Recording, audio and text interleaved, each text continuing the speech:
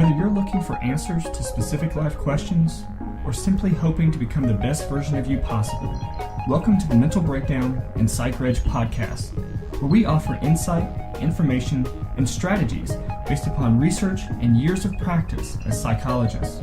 So sit back, have a listen, and get connected with our hosts, Dr. Berney Wilkinson and Dr. Richard Marshall. Welcome back. Richard, today we're going to talk about the growth of brain cells in adults. There's a myth, and I'm starting out saying that it's a myth, that adults cannot grow new brain cells. That's right. We were told for a long during time. my training. Yes. I mean, so it's been within my lifetime,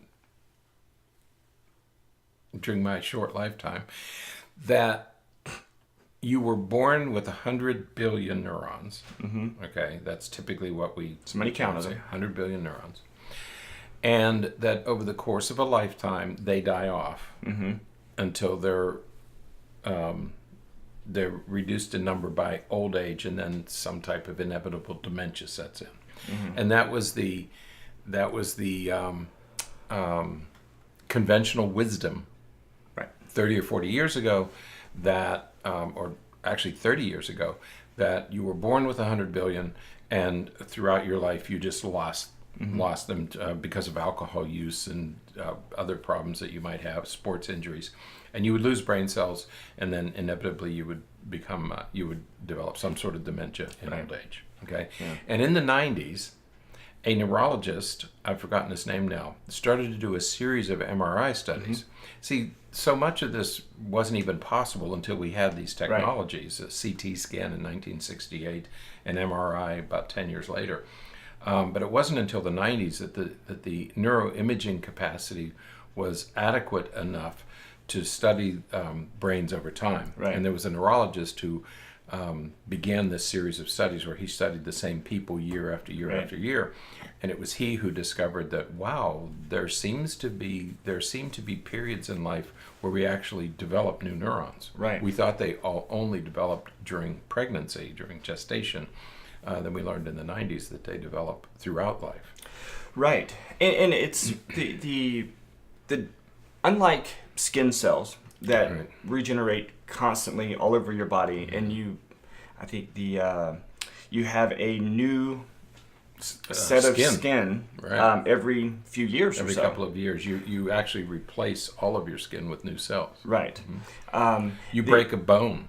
Right. And those bone cells will grow back. They'll regenerate. Right. And even the liver, you could cut off part of your liver, and it will grow back. Like a gecko. It's amazing. Right. Your brain doesn't work that way. Yeah, most of the cells in your body regenerate. Your nails grow, your hair grows, your skin grows. Most cells in our body, muscle cells, you can tear a muscle cell and it'll regrow. The one organ that doesn't do that, as luck would have it, is the brain. Right. That said, there are regions of the brain that seems to develop new cells throughout your life. Right. Especially at certain portions, certain times of your life. One of those regions is, luckily enough, the hippocampus, which is the area of our brain that's really important for memory. The researcher you were talking about, the neurologist, and now others have demonstrated that, we seem to develop more brain cells.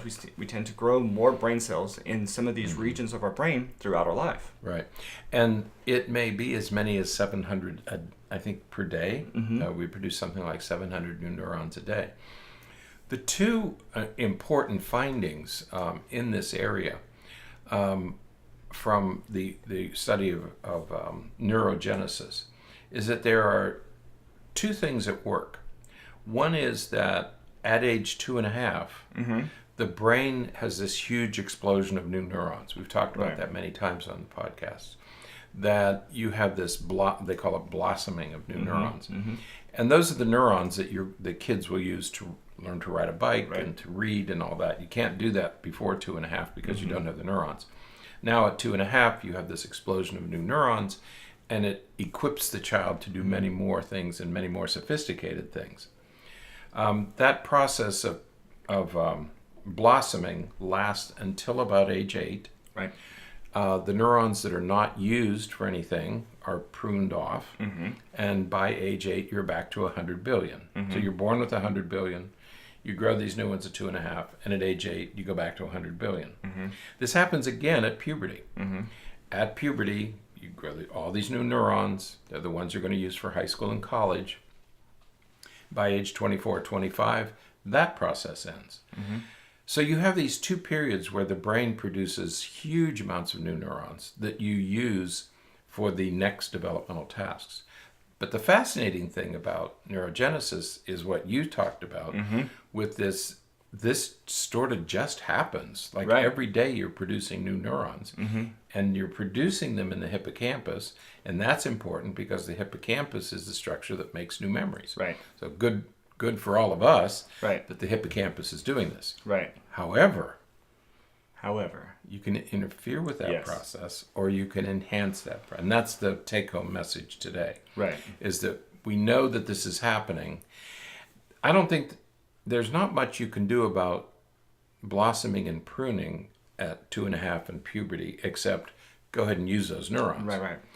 But on a day in, day out basis, there are things you can do to enhance the neurogenesis in the hippocampus. Right. Right. Yeah.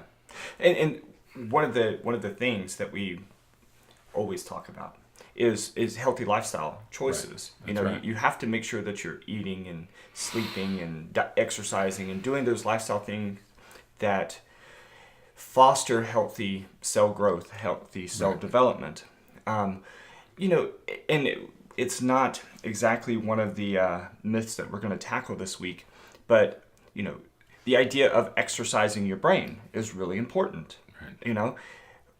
While, again, we'll address this myth on a different day. While listening to classical music and those kinds of things doesn't necessarily make you smarter or anything like that, we do know that using brain regions from the perspective of learning new things, keeping your brain active with crossword puzzles and with various thinking activities, you do keep that keep those areas of your brain healthy. We've seen it many times where people will be, Dr. Silver, for example, we've talked about him before. He was the psychiatrist that I initially trained with, and he was, in his mid to late 80s when I first started working with him, and in his early 90s when he finally really retired. And you could see a decline almost immediately in some of his memory systems as soon as he pulled away from that active, engaged learning. Yeah. I mean, he was, and you saw him. Well, I met him in his 80s. Right. And he was sharp. He was playing baseball. He was playing baseball. Not slow pitch softball. Right. He was playing real baseball in his 80s. Which was hard to believe. I couldn't believe when I heard that. Yeah. But he was sharp. He was quick. Quick-witted, quick with information. But as soon as he retired, you could start seeing that all of those systems start to slow. And it was because he wasn't as active as he was before. That's interesting. Martha Denkla, who's at Johns Hopkins, said that about kids with reading disabilities, that as soon as you stopped doing interventions, you would see a decline. Right. As long as you were stimulating them, they kept up. But as soon as you stopped, as soon as they then left the tutorial settings situation, then you would see this decline in their abilities. Interesting. Yeah. So just like a lot of the other interventions we talk about, whether it's writing for treating your depression, or it's exercising to stimulate those endorphins and to enhance mood, reading and problem solving and thinking are great daily exercises that you need to do to help continue to foster that healthy cell development and healthy neurotransmitter actions. Yeah, because in we your brain. tell parents, once you have that blossoming at 2.5, it's really important to stimulate those kids and give them opportunities to use those neurons so that they keep them. Because if you don't stimulate their use, they're going to die off. Same with puberty. And it's scary to think that some kids who do like playing video games for excessive hours every day, and you're ignoring everything else. You're actually losing neurons. Right. That's interesting stuff. Yeah. So keep working at it, right? Yeah. So the take-home message, of course, is you have to keep exercising, keep thinking, keep problem solving, keep engaging in thinking activities, right? So that you can keep those brains growing. Right. Because there's some one thing you want to do is you want to avoid stress. Because we know that stress produces steroids that destroy the hippocampus. We learned with very specifically the hippocampus. Right, and that's the irony here is that we grow new neurons in the hippocampus, but stress and depression damage the hippocampus, and we have plenty of studies that show an actual up to a 10% reduction in the volume of the hippocampus following stressful events, such as returning soldiers. They come from these highly stressful environments where they're under stress every day.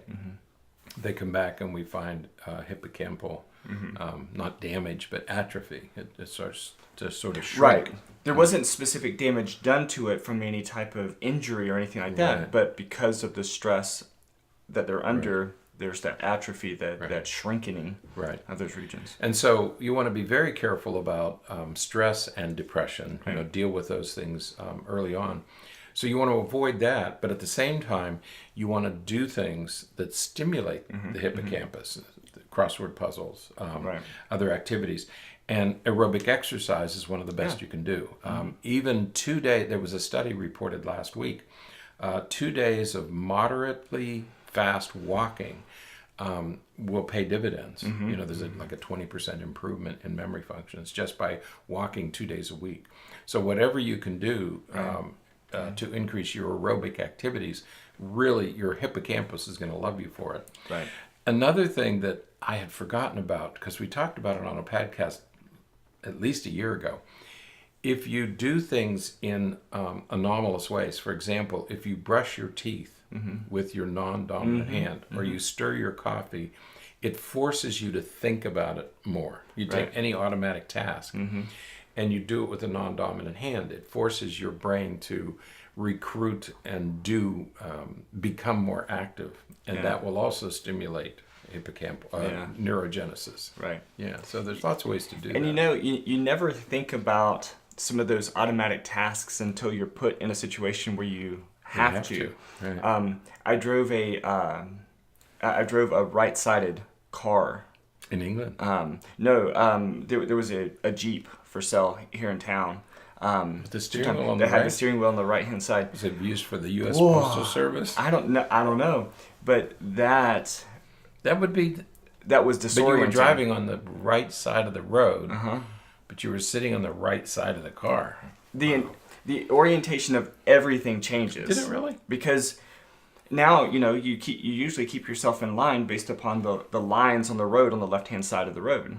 Well, now it shifts to where you're keeping yourself in line with the right side of the road because that's where you're sitting. That's right. And so you're looking to your left instead of to your right. And it was a stick shift. So while the pedals on the left, while the pedals are in the same place, you're shifting with your left hand instead of your right hand. That would be really good for your brain. Wouldn't be good for other drivers. Not initially, anyways. It'd be like dodging. But it was very. I mean, and it was very. I'd like to drive that just for the. It was very neurologically stimulating. It was like I really liked it because it was. I mean, it was like. It was almost like learning to drive all over again. It was the like best video game you've ever played. Yeah, it was like wow. That's really interesting. So, doing anything like that where you're challenging yourself. I remember a friend of ours, Wade. He's a psychiatrist, Wade Myers. There would be times when I would walk into his office and he would have his mouse on the left side, and so he was using his mouse with his left hand instead of his right hand.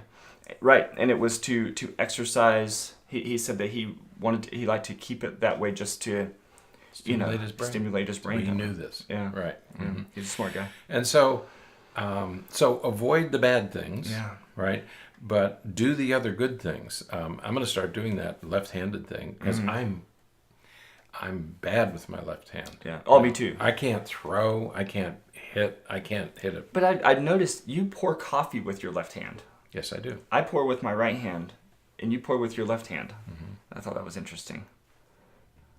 I don't know why you do that. You're weird, I man. don't know. I'll have to work on that.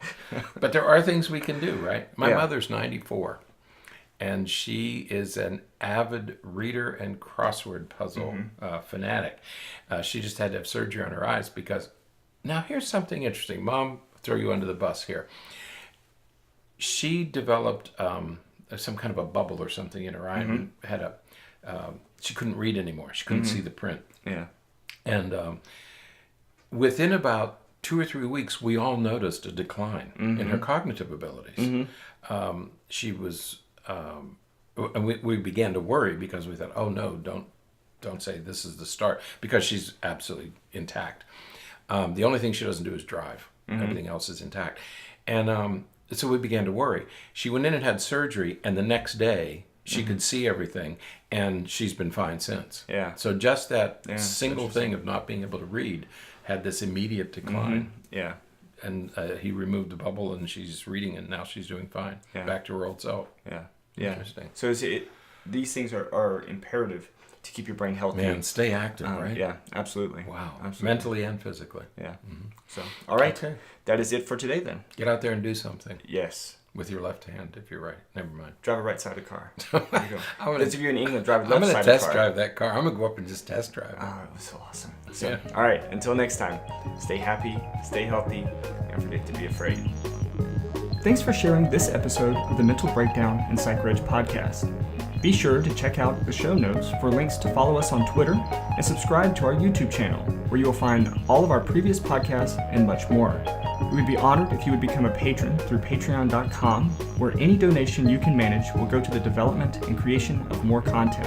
Just visit patreon.com/thementalbreakdown for more information. Thanks again for listening. Have an awesome day, and we look forward to being back in your feed tomorrow morning.